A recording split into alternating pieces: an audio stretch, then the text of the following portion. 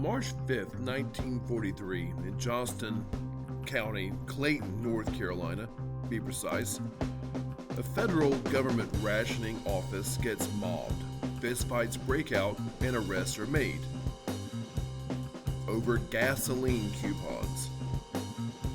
Now, before you judge these people, you need to understand what March 1943 actually looked like here. 3 gallons of gas a week is all you get, no matter how much money you might have. A pleasure driving ban was instituted. You're not just going to go ride because you want to. The troops need their gas more than you do. 200 members of Congress, on the other hand, were quietly driving on unlimited fuel while their constituents couldn't even drive to church. And Johnston County's patience had been stretched to the absolute limit. Then it snapped. This is only a puny A card, they said, but you'll see.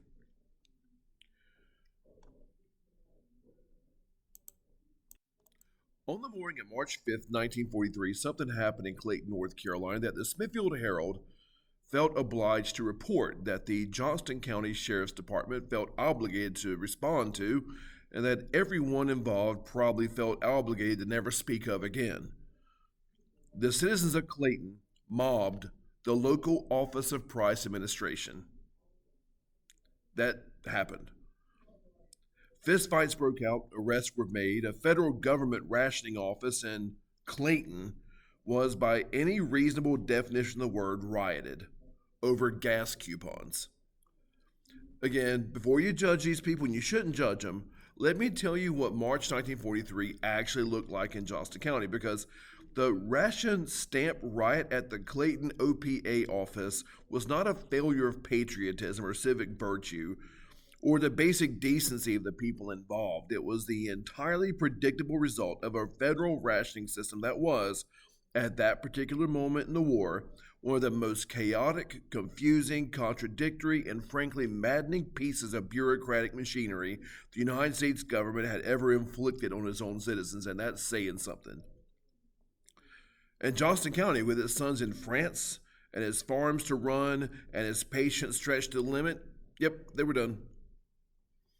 To understand what happened in Clayton, you need to understand again what daily life under wartime rationing actually felt like.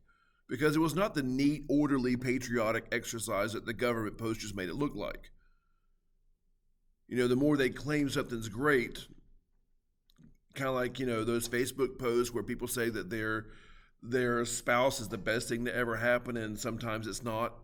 Yeah. Well, see, the Office of Price Administration, the OPA, was created in 1941 to manage the civilian economy during wartime. Its job was to prevent inflation, control prices, and ration goods that the military needed: rubber, gasoline, sugar, meat, butter, shoes, canned goods, coffee. The theory was sound. A democratic, equitable solution, President Roosevelt called it, to the problem of making sure that scarce goods were shared fairly rather than snapped up by whoever just had the most money.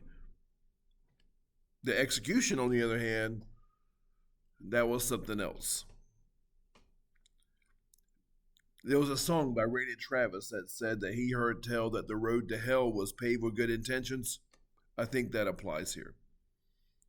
By early 1943, the OPA had issued 4 different ration books containing stamps of different colors worth different numbers of points for different categories of goods. Points that expired on different schedules depending on the item of the book, and a set of rules that changed frequently, enough to keep even the most diligent person, housewife, whatever, guessing. The local boards that administered all of this were run largely by volunteers, well-meaning citizens doing their best with inadequate training, if at all, inconsistent guidance from Washington, and a community full of people who had extremely legitimate needs and very little patience for being told no. And gasoline. Gasoline was its own particular nightmare. Every car in America had a windshield sticker that was assigned by their local OPA board, A, B, C, or the coveted higher letters. An A sticker, the one most ordinary civilians got, was worth 3 to 4 gallons a week. That's not a lot of gasoline. That is barely enough to get to work and back in a rural county where, again, this is not a small one, where your job, your doctor, your grocery store, and the OPA office itself you have to visit to sort out your ration book are all in different towns separated by unpaved roads.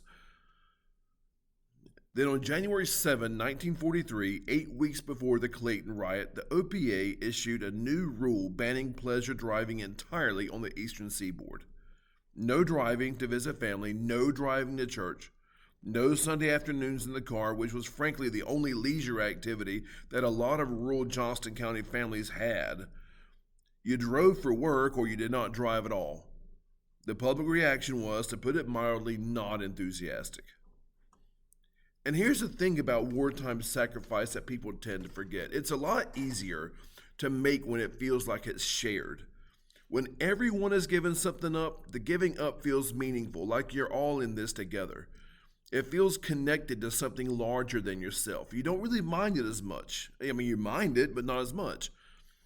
It's when this sacrifice stops feeling shared, when you look around and notice that certain people aren't giving up anything at all, that patriotic patience begins to curdle. And the winter of 1943, it curdled. Because while Johnston County farmers were figuring out how to run their tobacco operations on 3 gallons of gas a week, a scandal broke in Washington that the newspapers covered with barely concealed glee. 200 members of Congress, 200, had quietly obtained X stickers for their personal vehicles. X stickers were the highest priority classification in the entire ration system, reserved for police, firefighters, civil defense workers, and emergency personnel. X stickers entitled the holder to unlimited gasoline, no restrictions, no pleasure driving ban, fill up as much and whenever, however much you like. 200 congressmen, unlimited gas, while their constituents were being told they couldn't drive to church.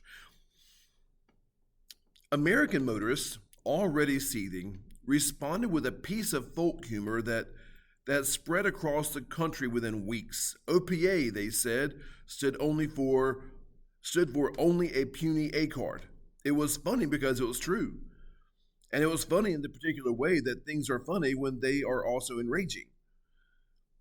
The OPA's own future director, Chester Bowles, which if you know anything about, the last 30 years of history, is going to have a kid named Erskine later on, and you look him up, you'll see, would later describe the pleasure driving ban as a total fiasco. He said, "From the beginning, it was clear to us that this edict was totally unenforceable, and the public soon came to realize it." The ban was eventually lifted on March 22nd, 1943, 17 days after the Clayton riot. The people who mobbed the OPA office in Clayton were, it turns out, ahead of the curve, so to speak. The Johnston County OPA office for the Clayton district was a small operation staffed by volunteers doing clerical work in a building that almost certainly was not designed for the volume of traffic the war had sent through its doors. The volunteers who worked there, they were not the enemy, they were neighbors. They were, in many cases, women whose own husbands were overseas in the same war that was causing the rationing, that was causing the line, that was causing the problem. But on March 5th, something went wrong. The details in the Smithfield Herald's account are specific on the outcome: fistfights, arrests, and a frustratingly thin on the precise trigger. What we know from the broader context is what the atmosphere in every OPA office in America was like in the first week of March 1943. It was the peak of the shortage. It was the 8th week of the pleasure driving ban. War Ration Book 2, the new blue stamp book for processed foods, had just been issued, adding yet another layer of complexity to a system already at full capacity.